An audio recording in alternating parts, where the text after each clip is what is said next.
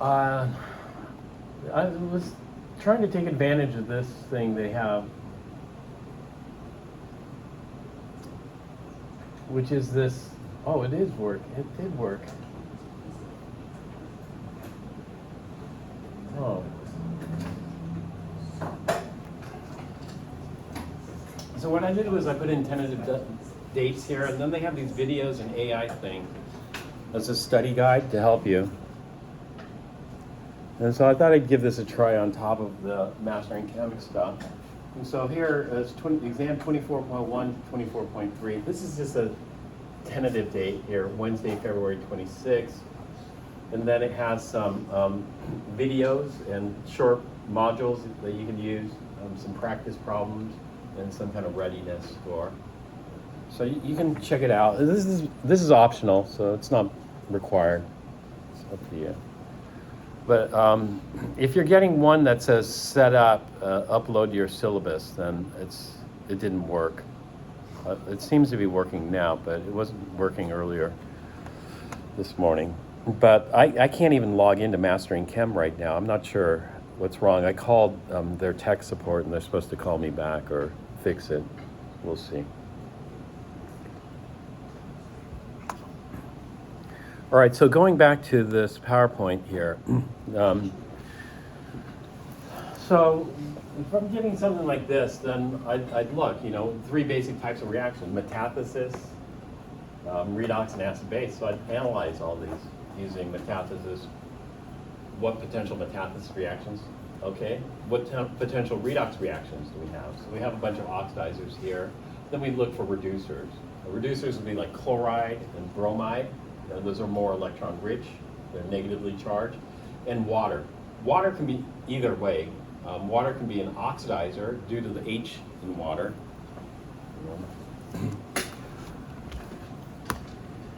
And so if water were to oxidize something, it would be the hydrogens in water gaining, because H2O, H is +1. And if water were to oxidize something, we'd form hydrogen gas. But it could also be a reducer, because oxygen's -2. So if water were to reduce something, that is give up its electrons, do you know what we'd form? If oxygen loses its electrons, what should form? Oxygen gas. Oops.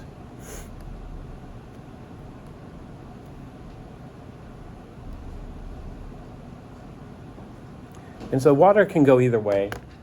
It can act as an oxidizer, forming hydrogen gas, or it could act as a reducer, forming oxygen gas.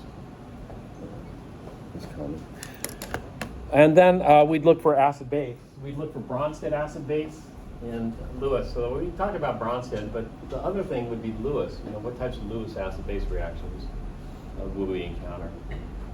And so we'll talk more about redox as we go along. So this is just kind of the start of the analysis, and then there would be a lot more, say, et cetera, here in analyzing this. And then we'll look at Lewis acid-base reactions as well, since you probably don't have much experience with Lewis acid-base reactions. And so let's look at redox really briefly first, and that would be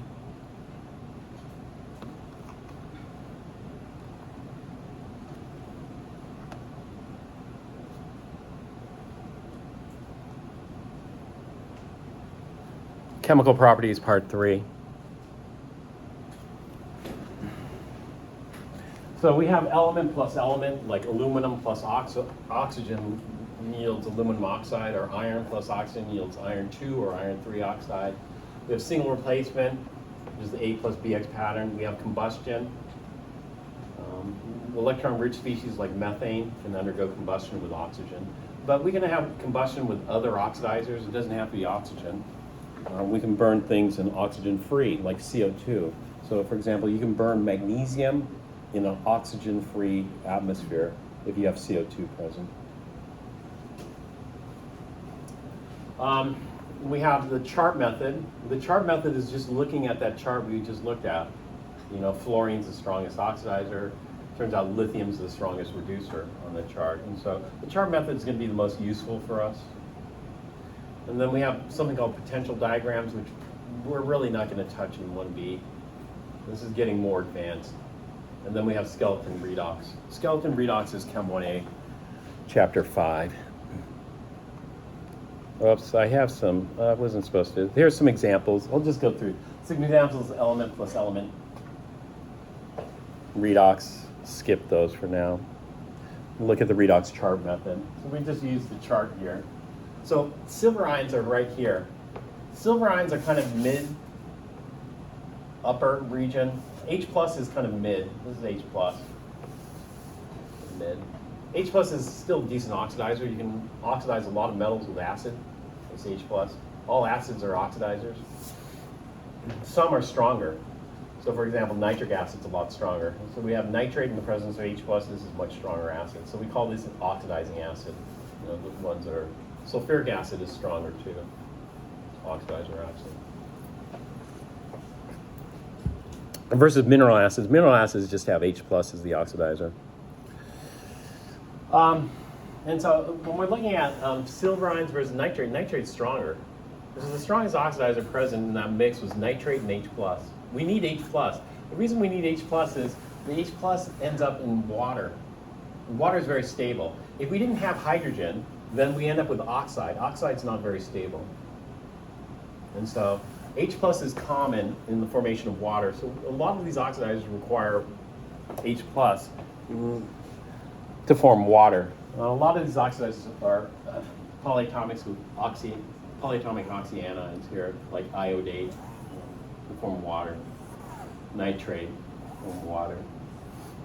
Even oxygen, you know, we form, well, this is forming hydrogen peroxide. We have an oxygen up here which forms water.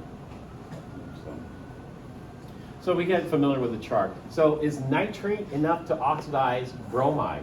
It turns out it's not enough. If nitrate tries to oxidize bromide, we form bromine. So this is called the zigzag method. So we take nitrate, oxidize bromide, we end up forming bromine. So we zig up here and zag out. And this is not good because we're going from weaker to stronger. That's going uphill. We want to go downhill. So when I look at nitrate and H+, we can easily oxidize silver metal. If I take nitrate and H+, this is my zig, and the zag would form silver ion. That's downhill. So we're going from nitrate to silver, downhill. Downhill is good. We can go further downhill. So if we take nitric acid, or nitrate and H+, and oxidize tin 2, which would be tin 4. Well, that's pretty far downhill. That's very good. That's a strong driving force. So the further downhill we get, the better the driving force. So this is a really great oxidizer for things like lead, even hydrogen. We can oxidize hydrogen gas to form H+ here. Whereas going uphill is not good. So bromide is a little bit uphill, but when we go to chloride, chloride's a lot uphill.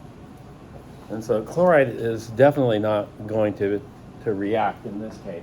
Because if we go from nitrate to chloride, that's quite a big uphill because we're going to end up forming chlorine, and that's going quite uphill, which is not favorable. You know, going downhill is favorable. And so chloride is going to be the least reactive here in the bromide. And then where's water? Water is about midway between the two. If we hit water here, so we take nitrate and oxidize water. When water is oxidized, what does it form? Hydrogen or oxygen gas? Oxygen gas, and that's where we're at. But oxygen gas turns out to be stronger, so that's not favorable. And so that's how we'd analyze the redox for this, and we'll be using the chart method on occasion to do that. I go through the details, I give some examples. Potential diagrams, this is not discussed in the chapter, but it's more complex. The reactions are more complex. Skeleton redox is chapter 5, some examples for skeleton redox, and then that. So what I want to do is I want to go to chemical properties part 2, which I'll just get from the Canvas site.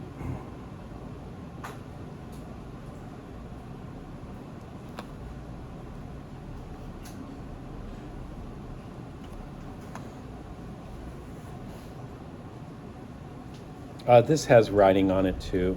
I'll just leave it on there here. All right, so we're familiar with bronzite acids and bases, proton donor, proton acceptor. Lewis is electron pair acceptor. Lewis base is electron pair donor. So I want to focus on Lewis right now. And so I'm going to jump ahead here. But before that, we want structure and property. So sometimes stuff isn't on our acid-base chart. If stuff isn't on our acid-base chart, then where do we rank it? Or can we get an approximate strength for that? And so here's where we're going to look at composition structure and how it relates to acid strength. And so this is back in Chem 1A. But of course we have the acid-base chart. But what if it's not on the acid-base chart? Or what if we want to understand the acid-base chart in more depth? What would we do? We write out the Lewis structures, and then what we do is probably do a valence bond type analysis. We look at bond strength, bond polarity, and product stability in terms of acidity. In terms of acidity,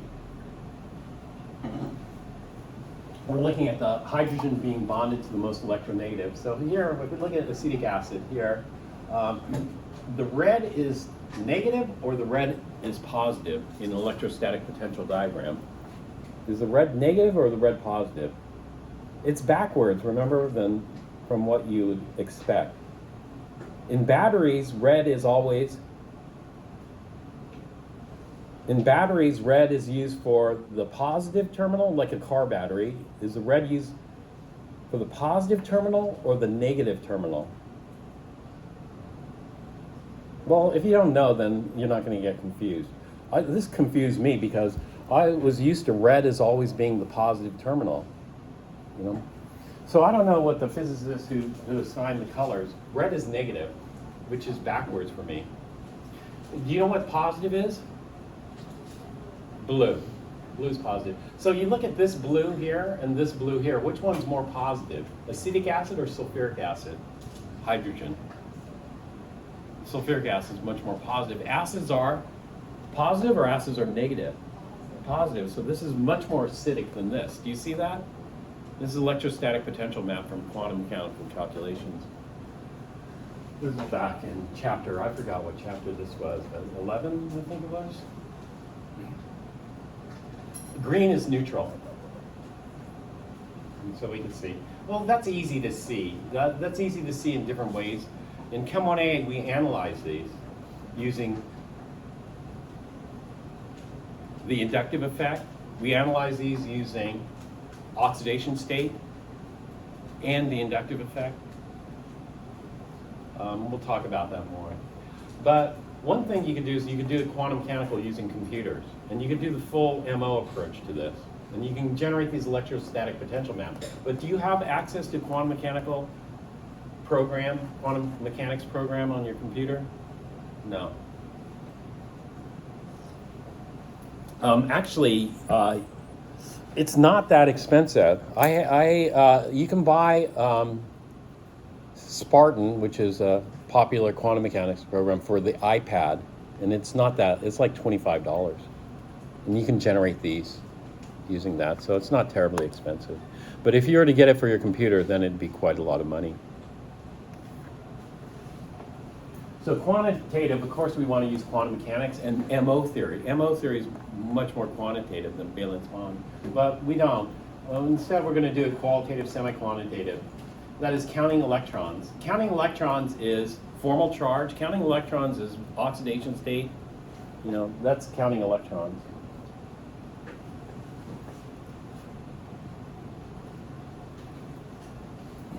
So of course, octet rule is important.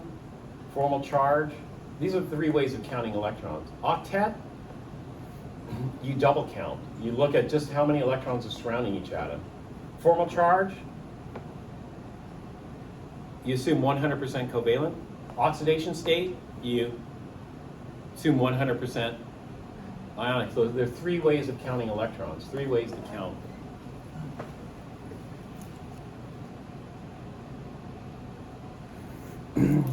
So here, BF3 is a powerful Lewis acid. Why is BF3 a powerful Lewis acid? Well, let's count the electrons. When you look at boron trifluoride, what do you know that's weird about boron trifluoride?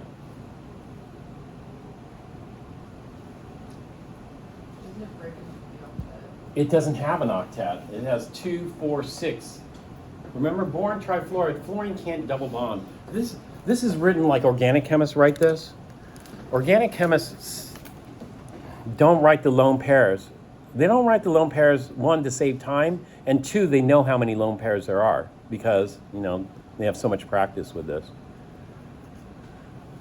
Actually, to write on this, I'll need to download.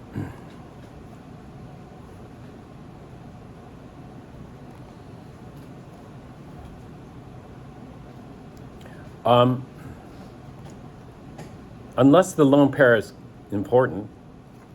So here they wrote the lone pair on nitrogen, but they forgot to write the lone pairs on fluorine. There are 3 lone pairs on each fluorine. Well, we can get boron to have an octet by doing what? Do you guys remember the wedge dash diagrams? We can get boron to have an octet by taking a lone pair and converting it into a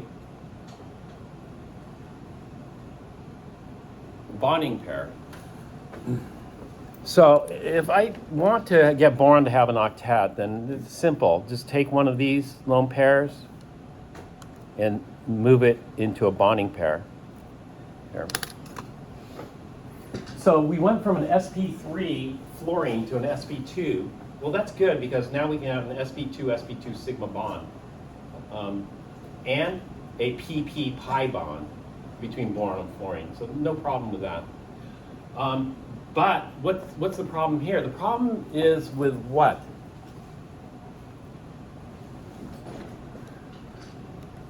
The problem is with formal charge. What's the formal charge on fluorine now?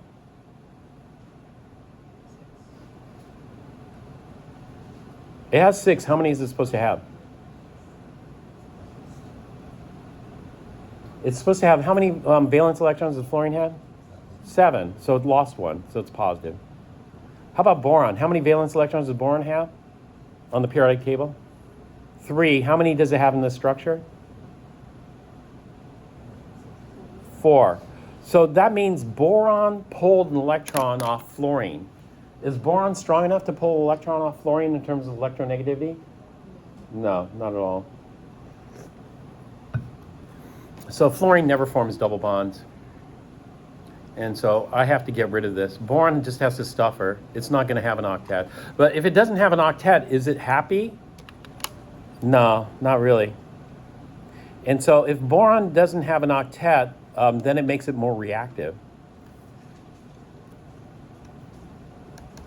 This is the same thing with free radicals.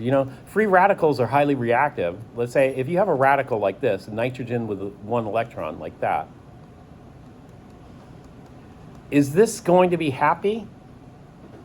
No, it's going to want an octet. And so free radicals are very reactive.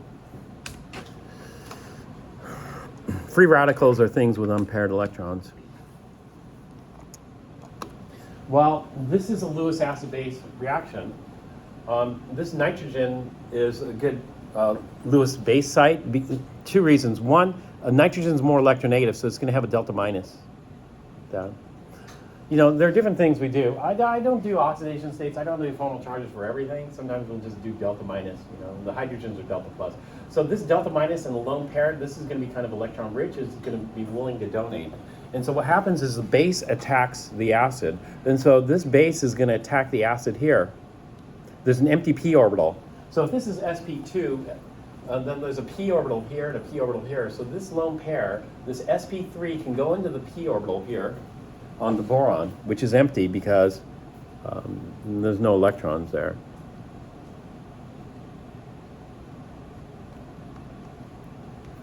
Boom. And then what we're going to form is we're going to form an sp3p sigma bond. But that's going to rehybridize this because the repulsions are going to be kind of big. And so what that's going to do is it's going to convert the boron from sp2 hybridization to what's the hybridization here in this boron. That's going to be sp3 hybridization. So now we're going to have an sp3 sigma bond form here.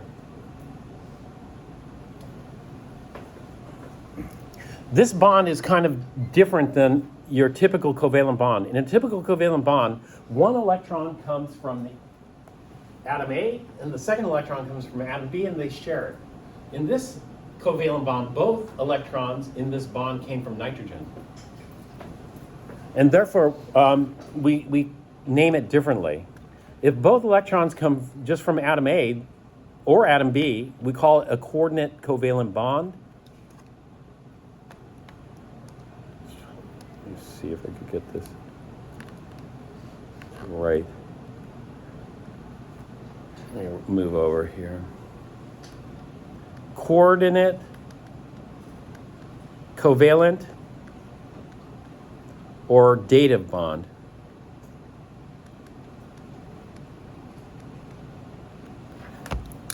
And so this would be an example of a Lewis acid-base reaction. Ammonia is a good Bronsted base too. It's a good proton acceptor. Boron trifluoride is an awful Bronsted acid because there's no hydrogen. But it is a good Lewis acid because it wants electrons. Well, how do we rank it? How do we rank Lewis acids and bases? Well, let's see. One thing is we'll try to identify it and then try to rank them. And so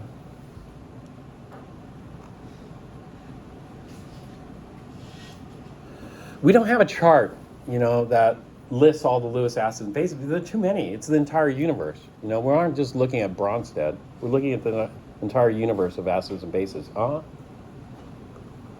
why are both electrons? Because boron doesn't have any electrons to share. Boron has 6, when we count octets, then we count total electrons surrounding it. It's got 2, 4, 6 electrons surrounding it. And those are already being shared with fluorines. And so both the bonding electrons come from nitrogen. In all Lewis acid-base reactions, they're all the same. Both electrons come from one atom.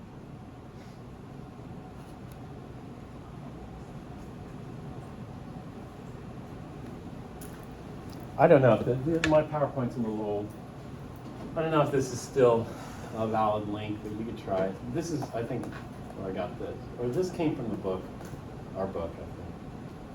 But anyway, identifying Lewis acids and bases. We dig deeper into this. Electron-rich areas are going to be base sites.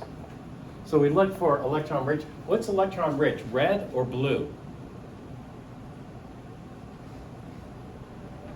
Red. So we look for red. Base site, base site, base site, base site, base site, base site, base site.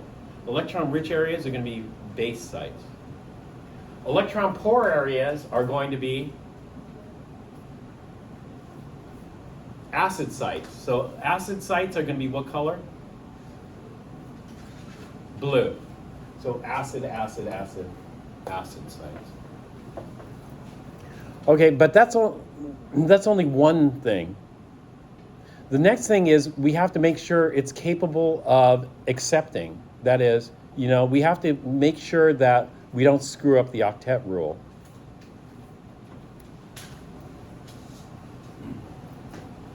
So the strength rankings are much more complex than Bronsted. And so in order to do the strength, we have to look at orbitals. And it depends on what you react it with. So for example, it might react differently, So when we look at a base like ammonia will react differently towards different species. So for one species, it might be quite strong. For another species, it might not be as strong. And therefore, they came up with this theoretical approach here. This is a semi-quantum mechanical approach, which is called HSAB. This makes it a lot easier to understand. So you take all that quantum mechanical data and you try to refine it to make it simpler to use. And simpler to use would be HSAB, which is called hard, soft, acid-base theory. hard, soft, acid, base theory goes like this. A hard acid likes a hard base. A soft acid prefers a soft base. But hard, soft isn't as favorable. So if you have hard, hard, that's great. You should get a good reaction there. Or soft, soft, you'll get a good reaction there. So what's the difference between hard and soft? It depends on the orbitals. So if you have small orbitals, that's considered hard because they aren't very polarizable. And so small and small like to bind. And so if you take, let's say, a 2p orbital here and a 2p orbital here, that's hard, hard. But let's say you have a 6p orbital here. 6p orbital is huge. And a 6p orbital here, that's soft, soft. That's good. So 6p orbital and a 6p orbital, soft, soft, you're going to get good orbital overlap. Or 2p orbital and a 2p orbital, good orbital overlap. But if you take a 2p orbital and a 6p orbital, not as good. You're taking a 2p, which is hard, and a 6p, which is soft. And so we have to analyze these more quantum mechanically, and this is why there's no simple chart. Unless we narrow it. And so the way we do this is we just use a combination of stuff. So I'll do a couple of these just as just some examples here. Carbon dioxide is bubbled in water. So the first thing we do is we draw out the Lewis structures. You know, this is Lewis acid base, so we got to draw out the Lewis structures and then analyze the Lewis structures for these.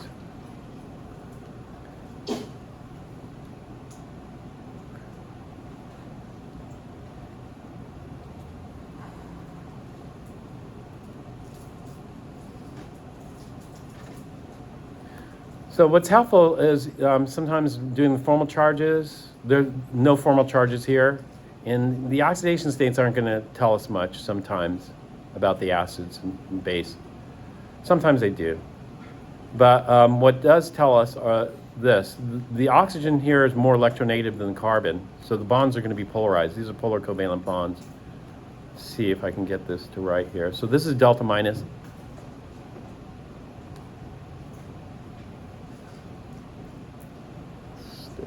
This is delta minus here. I'm going to fix this tablet. And then the carbon's going to be delta plus. And so if I have a delta minus with a lone pair, Lewis base has to have a lone pair. This has two lone pairs, so this is okay. So this is delta minus base, and it's got a lone pair. That's Lewis base. So I have two Lewis base sites here, this oxygen or this oxygen. And then I have a potential Lewis acid site, and that's this. Now, Lewis acid is an electron pair acceptor, but can this carbon accept another pair of electrons? If this carbon took on another pair, how many pairs of electrons are in this? Now we count this like an octet. This is 2, 4, 6, 8.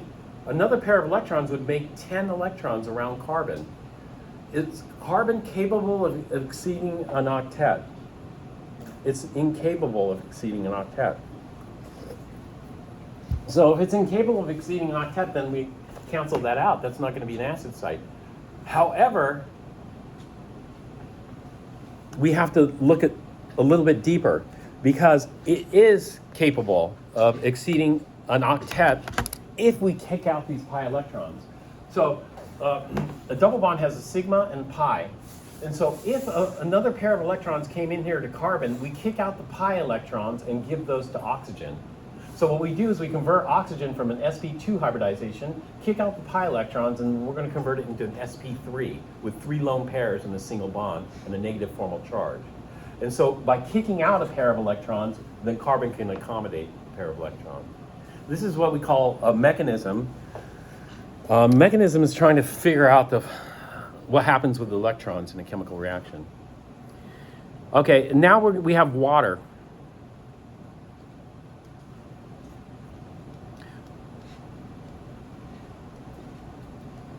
When we look at water, we do the same thing. The hydrogens are delta plus. The oxygen's delta minus. These hydrogens are delta plus. So what we have so far is we have the base sites. What should we use for bases? Blue for bases.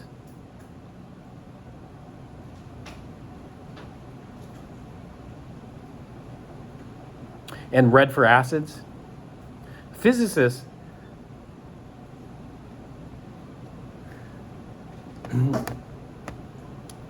because if you think about litmus paper, blue litmus paper turns red with acids, right? So normally we think of red for acids. And when we think of acids, we think positive. And so when I look at those electrostatic potential diagrams, it's backwards. They're doing red for the base sites and blue for the acid sites. But anyway, it's all right. It's already done. And so here, this will be acid site. Is hydrogen capable of accepting a pair? Yeah, well, this is an s-sp3 bond. And so if a lone pair comes into this s orbital, it's got to kick these out. If it kicks these out, it can kick them out into the sp3 orbital of oxygen here. And so that could work if the hydrogen breaks off. Then water can act as an acid. Could this be a base? Yeah, it could donate a lone pair. It's got a negative charge density and it's got a lone pair. And so we have two potential reactions here. And what we do is we try them both and see what happens. And so the base attacks the acid.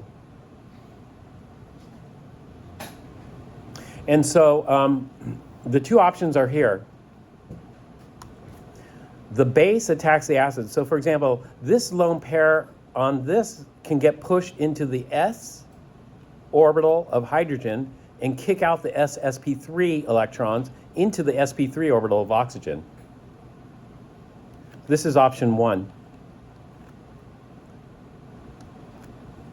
Or option 2, which we'll do in green here.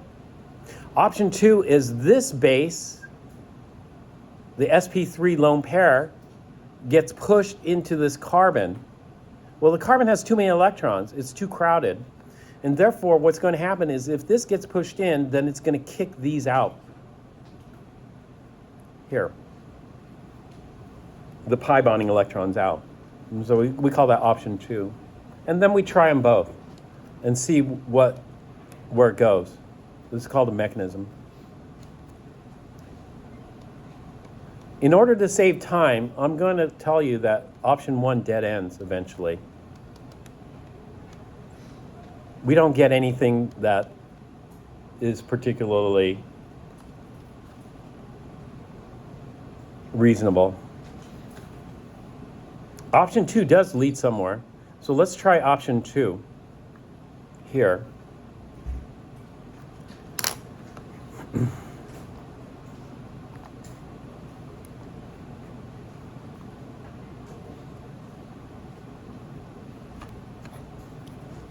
So what's going to happen is if this gets pushed in here, then I'm going to end up with this structure here.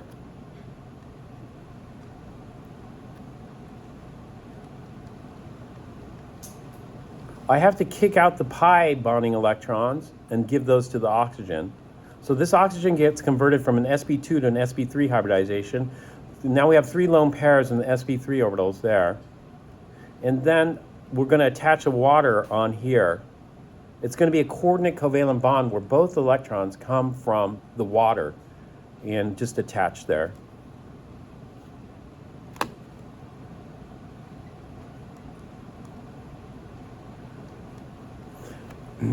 Formal charge is the most important for acids. So now we're down to 1 lone pair on water.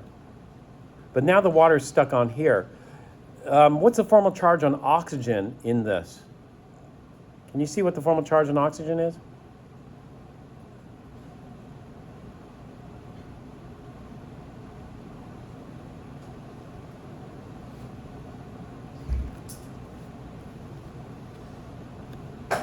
The formal charge on oxygen is, count the electrons. 1, 2, and then half of this is 1.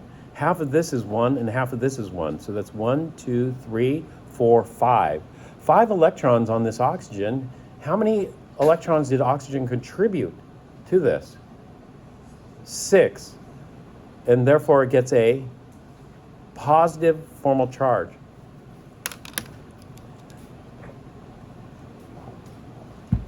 Now, using a little bit of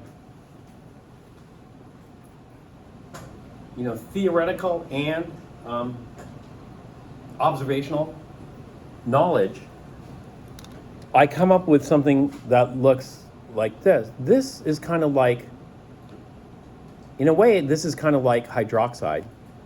You see, this is kind of like hydroxide because hydrogen and carbon are kind of the same electronegativity, roughly. Hydrogen's a 2.1, carbon's a 2.5. They're kind of close. And so this is like this is quite basic.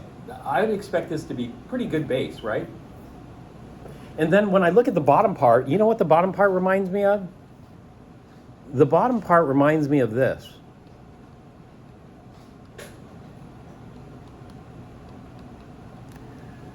What do we call this? H3O plus. H3O plus is called hydronium, and that's a strong acid. This is like hydronium. It's a strong acid, except, rather than a hydrogen, we have a carbon. But carbon and hydrogen are close in terms of electronegativity. It's not a huge difference. So this is a strong base, and this is a strong acid in the same molecule. Do you see that? Now we know about kinetic energy. Kinetic energy is the energy of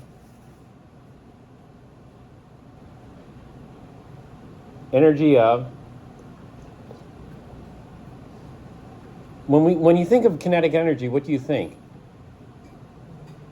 Like kinetic molecular theory, what do you think? Movement, right? It's motion. And so this is not static. So as long as we keep the strong base away from the strong acid, then everything is good. But what happens if the strong base and the strong acid come together? Then you know what's going to happen? They're going to react. And so as long as we keep things frozen, but things aren't frozen, what types, do you know the three types of motion that we have? What are the three types of motion? Rotational motion, so this is like rotating around. Vibrational motion, so the bonds are vibrating. And translational motion. We don't have to translate that. We just need to look at vibrational motion. If there's vibrations here, then what do you think this is going to do to this? Because when we have a positive formal charge, that increases the delta plus. Over here, there's a zero formal charge on that oxygen. These hydrogens aren't very acidic, but this hydrogen is much bluer than that hydrogen. This hydrogen is much bluer than that hydrogen because of the positive formal charge on oxygen. And what that's going to do is it's going to make this much bluer.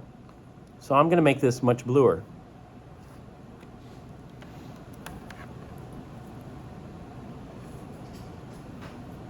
I have a bad connection here on the tablet.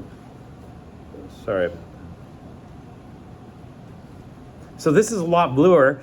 I'm not going to dot it bluer. I'm just going to draw bigger delta plus, showing it's a lot bluer rather than by some shade of blue.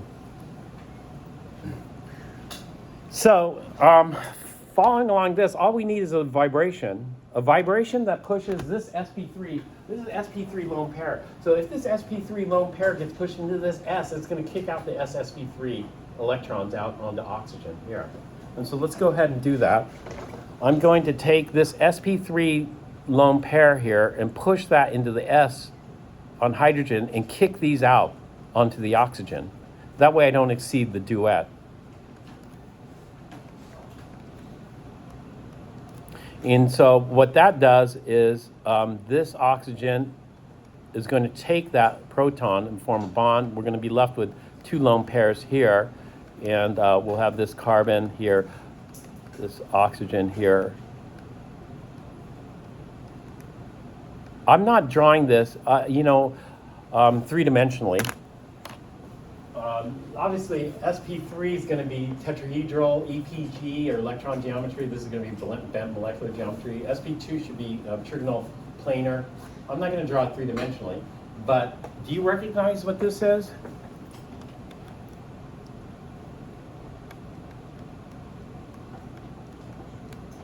H2CO3, can you name that for me?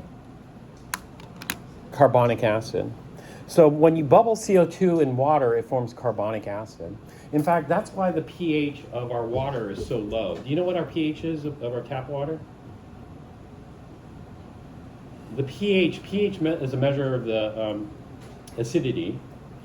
And what's neutral? pH 7. So you'd expect our tap water to be pH 7. Is our tap water pH 7? No. Our tap water is pH like 5, pH 4. pH is a power function. It's a power of hydrogen ion concentration. So a pH 7 versus a pH 5 is 2 powers of 10. So pH 5 is 100 times more acidic. A pH of 4 is 1,000 times more acidic. A pH of 3 is 10,000 times more acidic than pure water.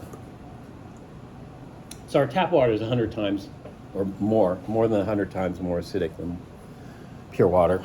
And that's because of carbonic acid. But carbonic acid is unstable. So this is highly favored in the reverse direction. But what we have is we have partial reaction. We just have a little bit. In Chem 1B, this is what we're going to do. Well, if it's just a little bit, how much is it? You know, in Chem 1A, we just say a little bit. In Chem 1B, we want to know what is the concentration. And so in Chem 1B, we're going to try to figure out how much that is. You know, this is uphill. This is an uphill battle. You know, this isn't so stable. And so this is an uphill battle. How, you know, it's like trying to climb a hill. You know, if you're in a group of bicyclists and then you have this massive hill, you know, is everybody going to make it up the hill? Well, it depends, you know, how strong. Let's say it's just everybody in the population. Maybe some people aren't going to make it up the hill, you know. Well, what we want to do in Chem 1B is we want to figure out how many people make it up the hill. So this is an example of a Lewis acid-base reaction. Lewis acid-base reactions are a bit more complicated than Bronsted. Bronsted's super easy because all you have to do is you take the hydrogen and move it, right? But Lewis, you have to do a lot more analysis. All right, speaking of Lewis acid-base reactions, let me save this.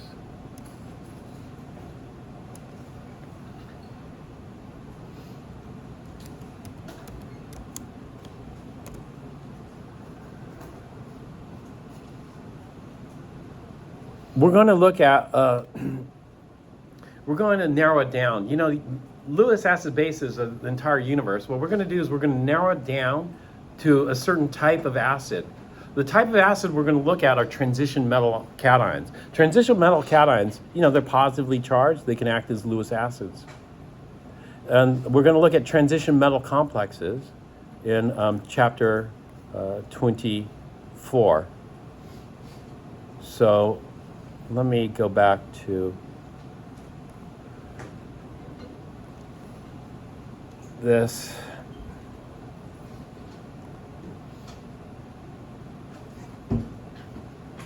We're just going to look at the first 3 sections of chapter 24.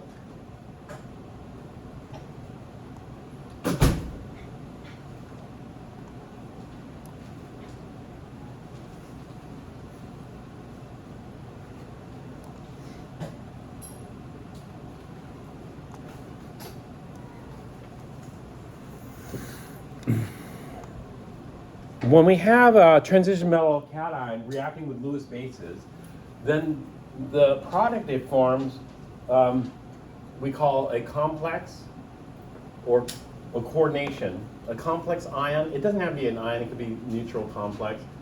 And a coordination compounds are always neutral. And so we're looking at complex ions and coordination compounds. And these are the products of the Lewis acid-base reaction here. We're going to look at a little bit of history of this. Werner won the Nobel Prize. So Werner's theory of coordination compounds and complex ions. And then we're going to look at our Lewis bases. For these types of compounds, Lewis bases are given another name. They're called ligands. And so ligands is just another name for Lewis base. The Lewis acid will be the transition metal cations. and nomenclature. So we're just going to look at naming these things and a little bit about how they form.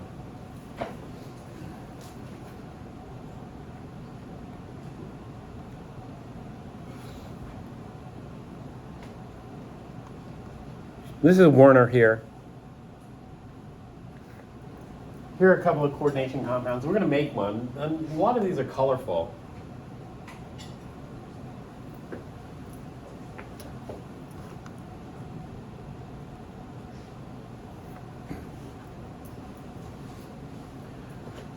So here, this is kind of a weird cation. It's a +3 cation. But if you look at it, we have a cobalt +3 surrounded by 6 ammonias. It's a complex cation. This is a complex anion here with cobalt with 4 chlorides and 2 ammonias. Ammonias are neutral. And so if the cobalt is +3 and the chloride is -1, so -1 times 4 is -4, +3 gives us -1 charge, ammonia being neutral. This is a neutral complex. This is a cobalt with a +3 with 3 chlorides and 3 ammonias. And this is a coordination compound where we just have potassium ions and a complex anion. This is 6 cyanides. Cyanides are -1. And this has got to be a iron 2+. So that's -6 plus 2 gives us -4. And then we need 4 potassiums to balance it out. So these are our Lewis acids here. The Lewis acids being positive here. And we have just these transition metal cations. The group 1 cations aren't very good, Lewis acids. These are pretty poor. What we need is like small and high charged. You know, these ones are kind of big and low charged. You know, so they aren't as reactive. And so the smaller they are and the higher charge they are, we call that higher charge density. So what we want is a lot of positive charge concentrated in a small volume. That's going to make it more reactive chemically. And so a lot of these are like that. When you look at like cobalt +3, it's a tiny cation with a high charge, making it a bit more reactive. However, we do have some lower charge ones, you know, like copper and silver. But, you know, electrostatic is only part of the story. The other part of the story is, yes, charge is important in chemistry, but we have to look at how the orbitals interact. And so this brings a hard, softed, acid-base theory. We need to know what makes good, strong molecular orbitals. Well, I shouldn't say strong. What makes good molecular orbitals? You know, what concentrates the electron cloud in the internuclear region? Or what makes good orbital overlap? You know, valence bond. And so in molecular orbital theory, which HSAB is based on, do you guys remember linear combination of atomic orbitals? LCAO? You take an s orbital and an s orbital, and you combine them. You can combine them in phase, that is positive and positive is in phase, or negative and negative is in phase.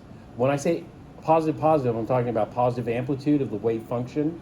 And so if we do positive, positive, we get the bonding orbital. If we do positive, negative, we get the anti-bonding orbital. That's linear combination of atomic orbitals. We're going to take 2 atomic orbitals, form a bonding orbital and an anti-bonding orbital. Is that? Well, we do that, or we look at valence bond theory. Valence bond is we take an atomic orbital here and an atomic orbital here and overlap them. And do they overlap well? And a lot of the same things happen regardless if you're looking at valence bond or atomic orbitals. We want good orbital overlap, or we want good LCAO. And therefore, you know, it's a bit more complicated than just looking at the charge density. For a lot of things, you know, charge density is a good starting point. Now, these are observations. In chemistry, we make observations, and then we try to hypothesize why. So, for example, these are how many bases atoms. When I talk about base atoms, I'm talking about the atom that's donating a pair of electrons.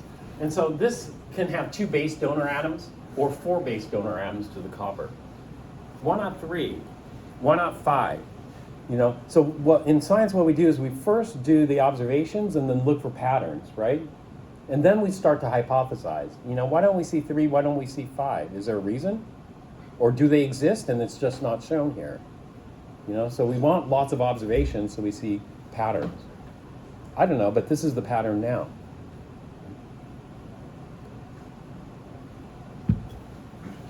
So copper 1, silver is 2. Well, why not 4? Gold is 2, 4. Iron 2 is 6. Cobalt 2 is 4 and 6. Nickel is 4 and 6. Copper 2. And so we see a pattern here emerge. A lot of these 2 donor atoms are like copper, silver, gold. They're kind of in the same area of the periodic table. Copper, silver, gold. They're in the same family. Then iron, cobalt, nickel is a 4, and then these are 6. And so there is some pattern there.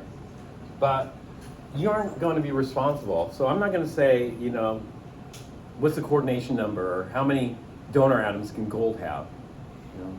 Right now, we're just at the observational stage. Do you see a pattern here that's easy to remember? A little bit, like platinum 2 versus platinum 4. You know, platinum 2 is 4. Platinum 4 is 6. That's about it. But we want to hypothesize, because do you want to have to look it up or memorize it for every one? No, we want some kind of theory. So if I were to give you a species not on this chart, could you figure out what the coordination? We call this a coordination number, how many donor atoms can bond to it? Yeah, of course we'd want to know, you know? Because if you could predict, then you're way ahead of everybody else who can only look it up. Maybe AI is there. Maybe ChatGPT or DeepThink or whatever can do it. Maybe it would be interesting to ask ChatGPT. That's going to dictate the, the structures. So here's ammonia. Remember, ammonia is a good Lewis base, but this structure is screwed up because do you see the lone pair here? This is showing too many electrons because a bond represents how many electrons, a single bond.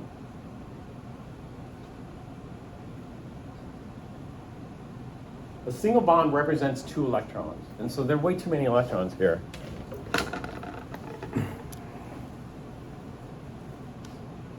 So the way I would have done this is different. The way I would have done this is I would have gotten rid of that lone pair, because that lone pair has got to be used for the bond.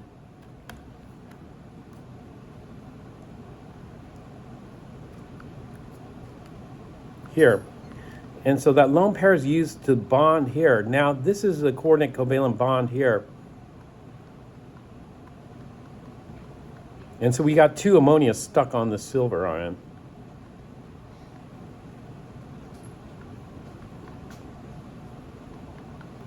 But I could just draw Lewis flattened out, or I could try to draw it 3-dimensionally as a wedge and dash. But this is it. And this whole thing carries a positive charge. And so this is what we call a complex cation. The ammonias are neutral. Now, what we don't do with these complexes is we do not do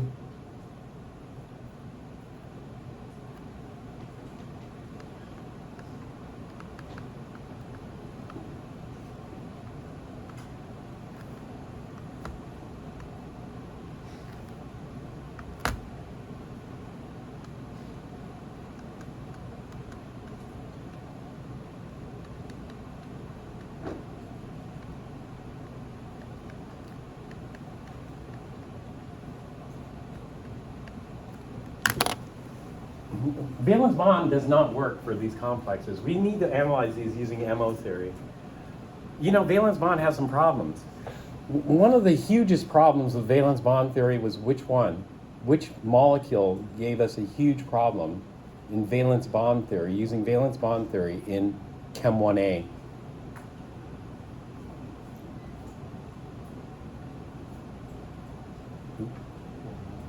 Boron?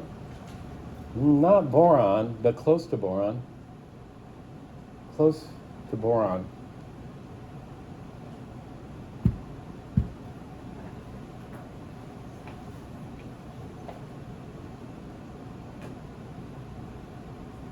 Is it nitrogen? Not nitrogen, but getting warmer. Is very warm. Nitrogen was okay using valence bond theory, but one molecule failed miserably in valence bond theory. Which molecule failed miserably in valence bond theory? I.e. Lewis structures. Lewis structures, valence bond. You know, we analyze Lewis structures using valence bond theory. Nobody remembers? Oxygen. Oxygen failed miserably because valence bond theory predicts oxygen should be diamagnetic, but oxygen in reality is paramagnetic. And so we cannot use valence bond theory to analyze oxygen. It just fails. Well, the same thing here. We cannot use valence bond theory to analyze transition metal complexes because it fails. We need full quantum mechanical treatment. That is, we need MO theory to analyze the bonding in these. And therefore, do not count using formal charge or oxidation state because those are based on Lewis structures, and those Lewis structures are based on valence bond theory. And so don't bother worrying about it. Instead, we have a very weird way of counting this. Normally when nitrogen has 4 bonds, like in ammonium, nitrogen has 4 bonds, it gets what formal charge? So we went from ammonia with 0 formal charge to this. Now what happens when a lone pair gets converted into bonding pairs, we lose an electron. That nitrogen just lost an electron because it's going to share it with silver, right? And so when nitrogen forms 4 bonds, it has to have a positive formal charge. But we don't bother writing it. For transition metal complexes, we do a very strange thing. We just leave everything as it was before. So before and after are the same. So now this silver has 2 extra electrons. It should be -1, shouldn't it? As far as formal charge goes. But we just leave it as it was before, So in a way, it's easy. In a way, it's more difficult. It's more difficult because it violates all the other rules that you just learned. But in a way, it's easy because you don't have to worry about it. Silver ion just stays silver ion. Ammonia just stays neutral ammonia. Forget about formal charge. Forget about oxidation state. This is the way we count electrons in transition metal complexes. And so to add the total charges up, ammonia is neutral, even though you think that's positive. And this is neutral, even though you think this is positive. And this is +1, so therefore the whole thing's +1. If we did it formal charge, this would be +1, this would be +1, this would be -2. They still add up correctly. This is +1, +2. Actually, would they add up correctly? No, this is -1. And so they'd still add up correctly, but don't bother. And so that's rule number 1. Never use formal charge and oxidation state analysis for transition metal complexes because these need to be properly done using MO theory, like oxygen. You know, oxygen needs to be properly done using MO theory. You can't use valence bond theory.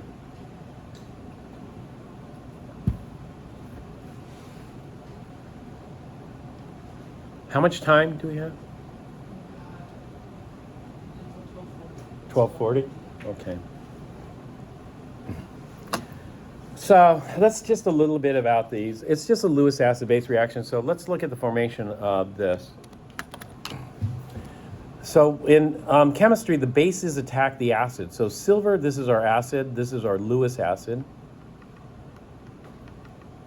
And then ammonia is our Lewis base.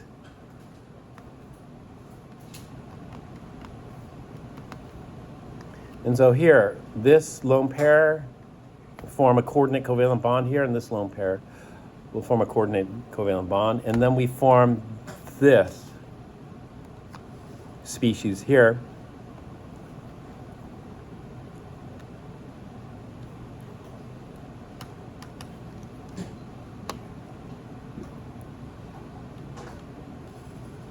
It's going to have a silver in the center and then 2 of these ammonias that are attached to it. And I like to write it like this because that lone pair gets converted into a bonding pair. I do not like to write it like they did here because they still show the lone pair here and then they show a bonding pair here. Does that make sense? No? This is showing too many electrons, is what it's showing. And so that would be like writing it like this. Where did the electrons for the bond come from? Did they come from the silver? No. Did they come from the ammonia? No. They just appeared. And matter cannot be created nor destroyed. What was that? Matter can neither be created nor destroyed. You hear that? Conservation of mass. So why does silver only do 2? Platinum does 4. And platinum does 4, but it does it in a square planar geometry, whereas zinc does 4 and it does it in the tetrahedral geometry. And then when we look at cobalt does 6 ammonias. Well, we want to come up with a hypothesis for that. Do you have a hypothesis for it? No. To better understand or to be able to predict this, we need to know what? We need to know the hypothesis, or we need to know the theory underlying this? We need to know the theory underlying this. We're not going to get into the theory. The theory is just quantum mechanics, and quantum mechanics, as I said before, has complicated calculations. But anyway, let's name these ligands. Ligands, aka, are what? Lewis bases.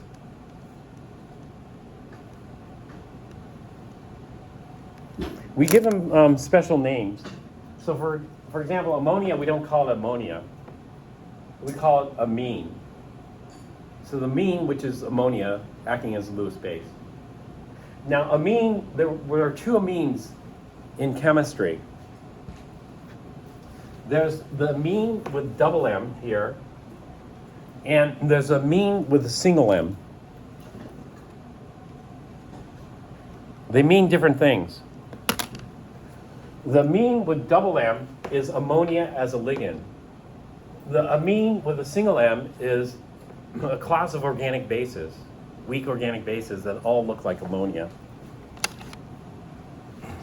One of them is like methylamine. Methylamine looks like ammonia, acts like ammonia, but isn't ammonia, etc.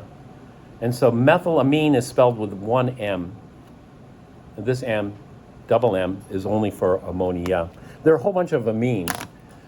Many drugs are amines. You know. There's one drug, hydroxychloroquine. Have you heard of that? You know, there's a whole bunch of controversy around it, but all it does is it's a drug that gets into your cell and changes the intracellular pH because it's amine. Amine changes your pH. When the pH changes, then things can happen to the proteins. You know, the proteins depend. If you put an egg, like a raw egg, in acid, it denatures the protein. You know, the proteins have to have this structure, and the acid and the pH changes it, and it's like cooking. You know? Well, it's the same thing. You know, they're thinking, and so hydroxychloroquine is used for other diseases. The controversy arises because you know, people proposed it. People proposed repurposing that drug for maybe COVID. It might help. You know, I mean, it's a worthy hypothesis, but it works for other diseases or illnesses, I think, and just by altering the intracellular fluid's pH, which screws up the protein foldings and that kind of stuff. But there are lots of amines. Cocaine is an amine, etc. Or actually, it's cocaine's an ammonium. It's the acid form. So we have the acid form, which is not this. This is the base form. So we have methylamine, which is the base form, and then we have methylammonium, which is the acid form. And so I think cocaine's the acid form of the amine, but whichever. Water we don't call water. You know, remember water has 2 lone pairs. It can act as a base. When water acts as a Lewis base, we call it aqua. Carbon monoxide is interesting because when we look at it, which one is the base? Is it the oxygen or is it the carbon? And so let's do the Lewis structure for carbon monoxide. When we do the Lewis structure for carbon monoxide, we come up with this. And when we look at this, either the carbon or the oxygen can donate a lone pair. Which one's better? The carbon or the oxygen? To donate a lone pair. Is it 50-50 or which one's better? The carbon for sure is a lot better. Why? It's less electronegative? Well, if it's less electronegative, it's going to have a smaller delta minus, right? No, there's another reason. It doesn't have to do with electronegativity. There's another reason why carbon is a better, Well, if oxygen is more electronegative, it makes it a better donor because that means it has greater electron cloud, which means it's more negative. Bases are negative, so the more negative it is, the better. So if it's more electronegative, you'd expect it to be more basic. So we have to dig deeper.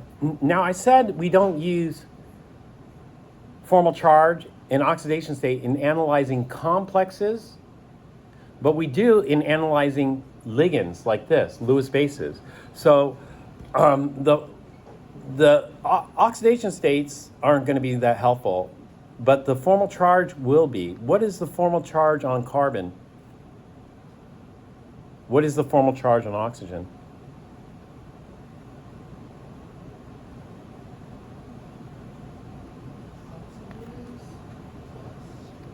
Oxygen's plus, carbon's minus. That's weird because oxygen's more electronegative. So shouldn't oxygen get the extra electron? Yes, it should, but if oxygen gets the extra electron, do you know what happens? If oxygen gets that extra electron, we violate the octet rule. And the violation of the octet rule is worse than having a weird formal charge like this. This is totally weird formal charge because we expect the negative to go on oxygen, not on carbon. But knowing that this is the correct formal charge, which one's going to be a better electron pair donor? Which one's going to be a better base? Even though both of these have a lone pair, and they both may be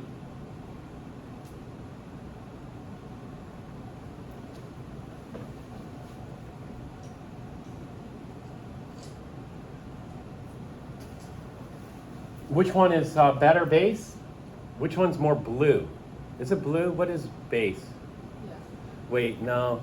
Bases are blue unless you're looking at electrostatic diagrams. In electrostatic diagrams, bases should be red and acid should be blue. So the physicists who made the electrostatic diagram aren't real strong in chemistry, even though they're working on kind of chemistry. Or, I don't know, maybe there's another reason. I still haven't figured out why they did it like that. But anyway, this would be more basic. It's more negative. And so this would be more red. Do you see that? And so the carbon is going to be the donor. Carbon's a much stronger base than the oxygen and carbon monoxide. NO could go either. Nitrogen or oxygen could be. But carbon monoxide is going to be the carbon that attacks. But we don't call it carbon monoxide. What do we call it? Carbonyl. There are only 4 of these that have weird names. Aqua, amine, carbonyl, and oxidonitrogen. Oxidonitrogen is kind of a weird name. This used to be called nitrosyl. And so a lot of people still call this nitrosyl.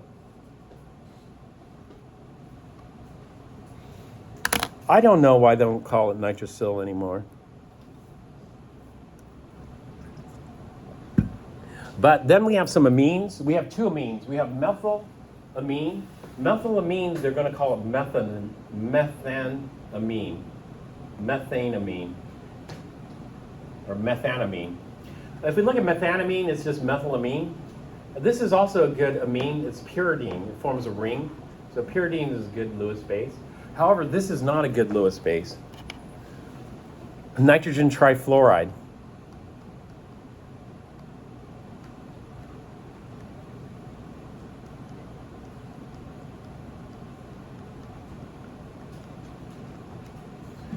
Nitrogen trifluoride is an awful Lewis base. Why? Well, got nitrogen like ammonia with a lone pair like ammonia. Shouldn't it be just as good as ammonia?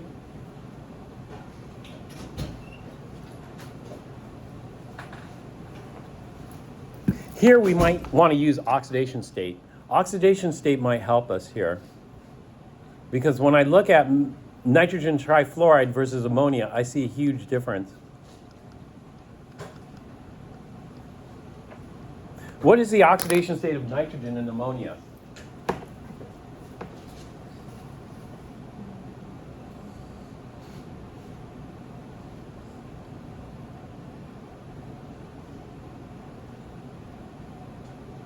it plus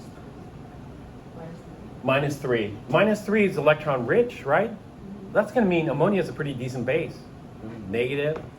Negative is red or blue on the electrostatic diagram. Red. So this is going to be quite red. That's good. However, this nitrogen is quite blue. Why is this nitrogen quite blue? Because what is the oxidation state on this nitrogen?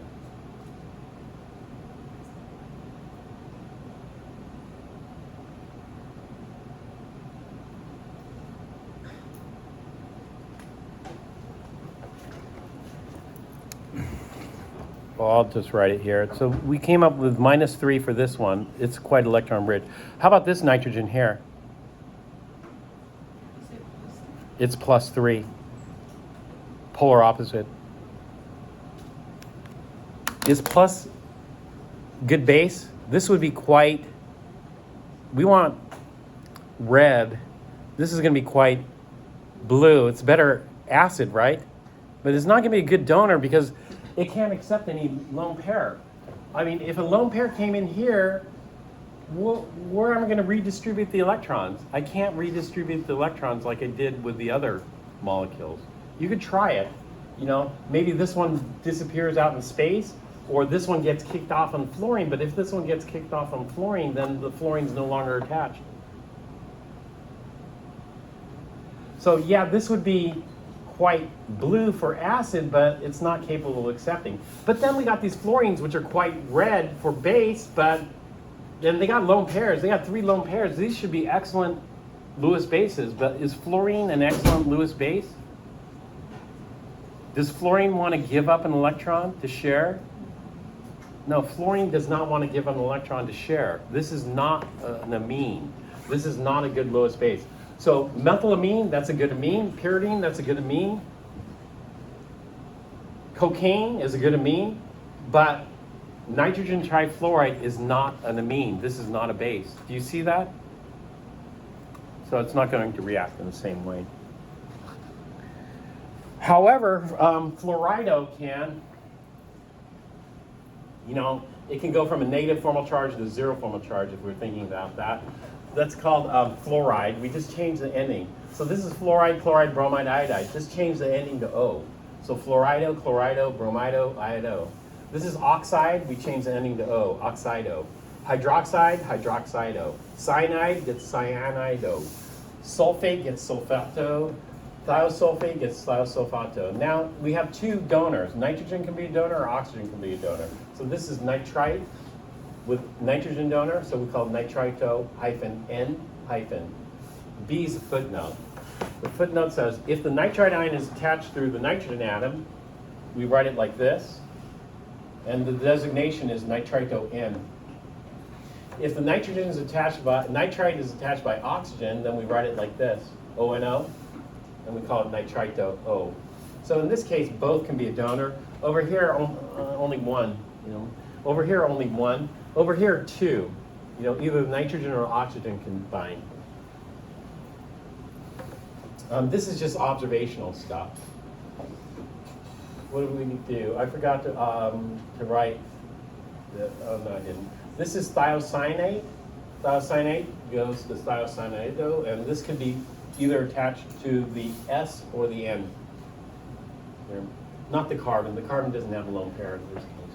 So those are some common Lewis bases or ligands that we look at. And so what you need to do is you need to go through this chart and read through this.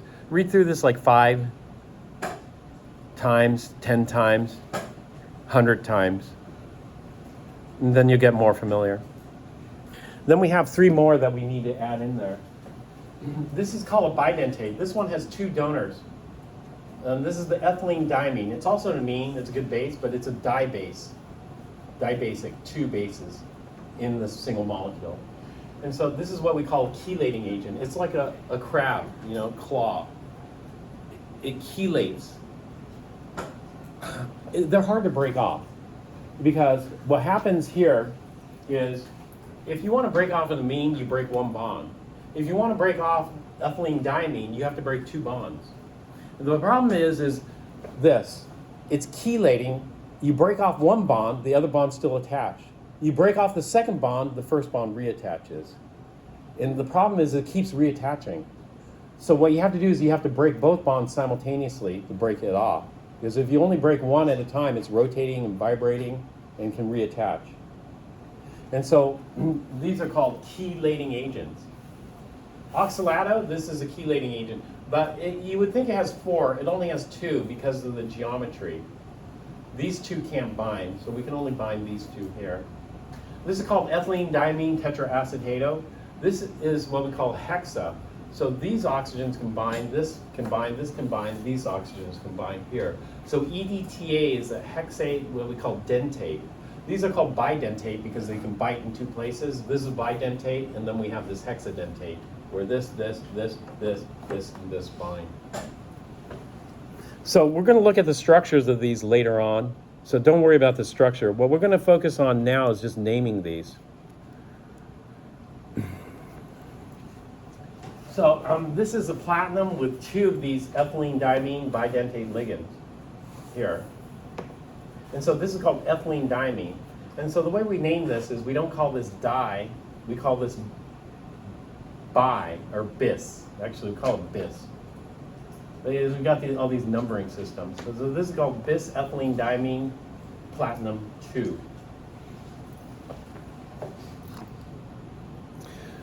So when we look at the nomenclature, anions as ligands are named using the ending O, except for these neutral molecules. Neutral molecules generally carry the unmodified name, unless it's one of the 4. The 4 is aqua, amine, carbonyl, nitrosyl. The number of ligands is denoted by a prefix, mono, di, tri, tetra, penta, hexa. Ligands are named first in alphabetical order, followed by the name of the metal center. Oxidation state is denoted by a Roman numeral. Anions end the metal name in 8. Formula is written with metal first, followed by the ligand symbols in alphabetical order. Cations come first, followed by anions in the formula. Some of the metals we use the Latin name. So iron we call ferrate if it's in an anion complex. I know there are a lot of rules. There are a lot of rules, so what we have to do is just get a lot of practice. Copper is called cuprate if it's an anion. If it's a cation, then we just call it iron, copper. So cation and neutral complexes, we use the left. Anion complexes, we use the right. So cuprate, stannate for tin, argentate for silver, plumbate for lead, borate for gold in anion complexes. So I wouldn't obsess worrying about it. The more practice you do, the easier it gets. So the more practice, we just need to take more observations. So let's take a look at this one here. This is a complex cation followed by a normal anion. So the normal anion, this is a chloride anion. And so when we name ionic compounds, the name of the cation comes first, followed by the name of the anion. So this is chloride, that's easy. But how do we name this? Well, it's a cation complex. So what we do is we name the ligands first in alphabetical order. So amine versus sulfate. We call this amine, we call this sulfato. So penta, 5 amines, pentamine or pentamine, double M. And then sulfate, only 1, we don't have to call it mono. Just sulfato. And then the metal, chromium. And then the charge on chromium is got to be, we got to figure out the charge because amine is neutral, sulfate's -2, chloride is -1. So -2 -1 is -3, therefore chromium must be +3. And so this is pentamine sulfato chromium 3. That's all one word. There's no spaces. So don't include any spaces between these. All one word. There should not be a space here either. Unfortunately, this is a mistake. They should they should have closed this gap. And so this is all one word, chloride. Over here, again, we name the ligands first. The central metal in the formula always comes first, though. And so it's backwards here. But that's the way it is. So this is pentamine, chlorido, chromium. Okay, the charge is -1, -2, then -3. This has got to be +3. So it's going to be chromium 3. This is just the charge on the chromium itself. It's not the charge for everything in the square brackets here. And then we have the normal sulfate here.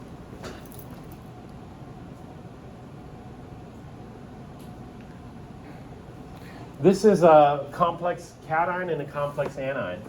So here we're going to have 6 is hexa, except they didn't do hexamine. Now they do double vowel, hexaamine. You could get rid of one of those vowels and just call it hexamine. You know, it's not so strict, it appears. And so we call this hexamine, and then there's no other, so we call it cobalt. And now the charge we have to figure out, but we can get the charge from this one maybe. Maybe not. But this is cobalt in the +3. Sometimes it's hard to figure out the charge. This is going to be an anion complex. Anion complexes have additional rules. So this is going to be hexacyanido, and then chromium is not chromium. Like over here it's cobalt, over here it's going to be chromate. We have to use the 8 ending if it's an anion complex. And the charge on chromium is 3, +3. So this is the charge on this chromium, this is the charge on this cobalt here.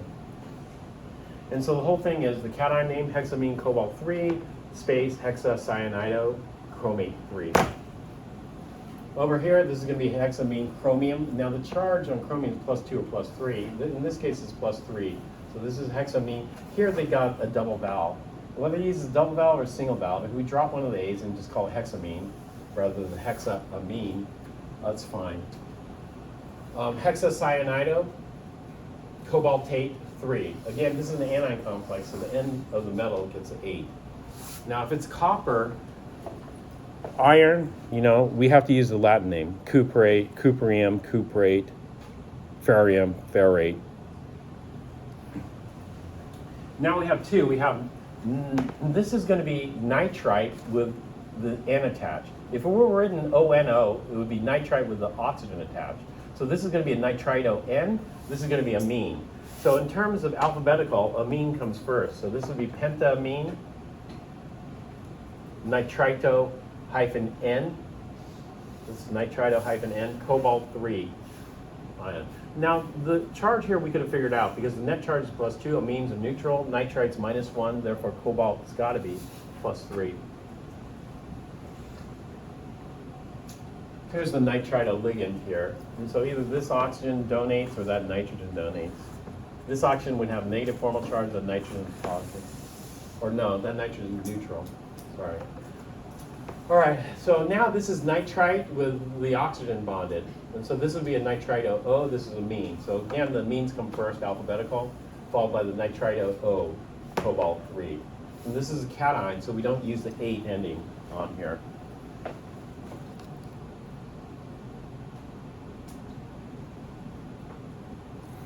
The cis and trans comes from the structure. So we're going to ignore cis-trans isomerism right now. We're just going to look at this. Naming this would be chlorido versus amine. Amine comes first. So diamine, 2 amines. Dichlorido, 2 chlorides. Platinum. And then chloride is -1 times 2 is -2. Platinum's got to be +2 to add up to 0. This has no charge.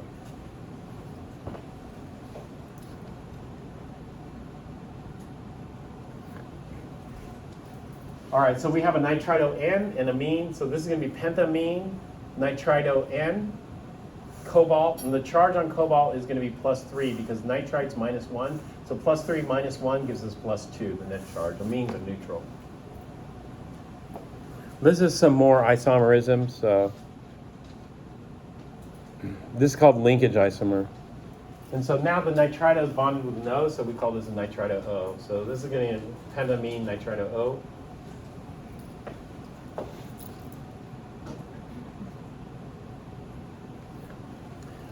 So we have chlorido versus amine. Amine's going to come first. So this is diamine, dichlorido, platinum, and the charge on platinum's got to be +2 to cancel out the -2 of the chlorides, which gives us a 0 charge.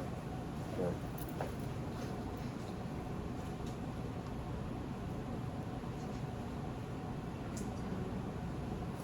Are we out? Okay. All right, so those are some examples. So what you want to do is you want to take a look at the examples of names and then try to see the patterns and how to do those. Okay, I'll stop here.